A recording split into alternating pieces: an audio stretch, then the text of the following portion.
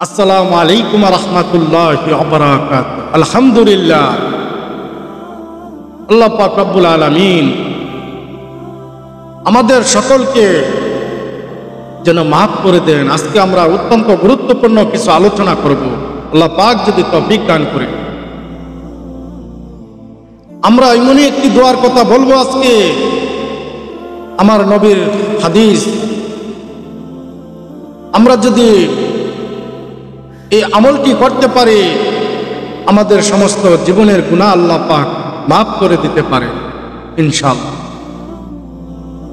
প্রিয় নবী রাহমাতুল লিল আলামিন জনাবি মুহাম্মদুর রাসূলুল্লাহ সাল্লাল্লাহু আলাইহি ওয়াসাল্লাম ইরশাদ করেছেন, ও আমার উম্মতেরা, ও আমার সাহাবীরা, শোনো শোনো।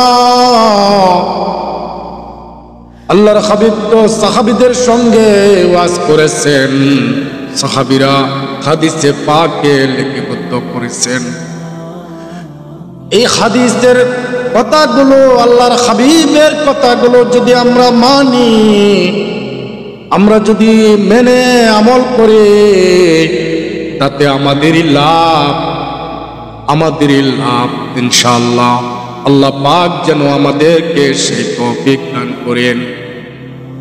রাসূলের পাকের হাদিস, আমরা যদি গুনাহ করেছি, আমরা তো গুনাহগার, কারণ আমরা গুনাহ আছে, নবীদের কোনো গুনাহ নেই, সব নবীদের কোনো গুনাহ নেই, আমাদের গুনাহ আছে। আমরা যদি তওবা করি, খাঁটি তওবা করি, আল্লাহ পাক রব্বুল আলামিন আমাদের পিছনের গুনাহ মাফ করে দিবেন। আর তওবা করলাম, আমরা গুনাহ আবার পরবর্তী করে ফেললাম, না না না, যে তওবা করব আর গুনাহ করব এরকম না। মন থেকে যদি আল্লাহর কাছে দু হাত তুলে কেঁদে কেঁদে আল্লাহর কাছে বলি, আল্লাহ আমি আর জীবনে গুনাহ করব না, আল্লাহ তুমি দয়া করে মায়া করে আমাকে ক্ষমা করিয়া দাও।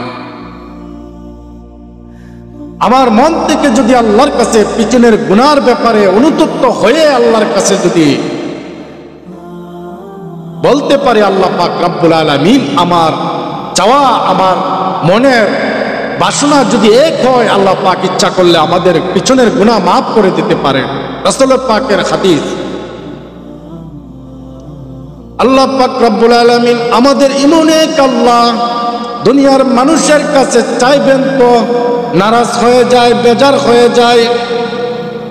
আমরা এমন এক, আমার আপনার আল্লাহ এমন এক আল্লাহ পেয়েছি, আল্লাহ পাক রব্বুল আলামিন চাইবেন তো খুশি হবেন।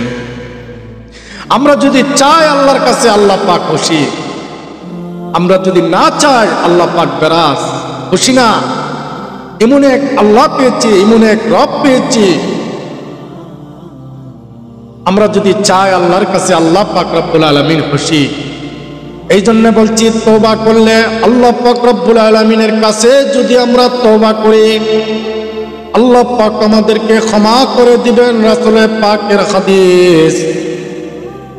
পিছনের গুনার দিকে আমরা তাকিয়ে যদি অনুতপ্ত হয়ে যে আমরা আর গুনাহ করব না, আল্লাহ আমরা আর গুনাহ করব না মালিক, আল্লাহ পাক রব্বুল আলামিন অবশ্যই অবশ্যই আমাদেরকে ক্ষমা করে দিবেন ইনশাআল্লাহ। আমরা সেই নিয়ত করব ইনশাআল্লাহ, তওবা করব। আল্লাহ পাক রব্বুল আলামিন যেন আমাদেরকে সেই তৌফিক দান করেন, আমিন।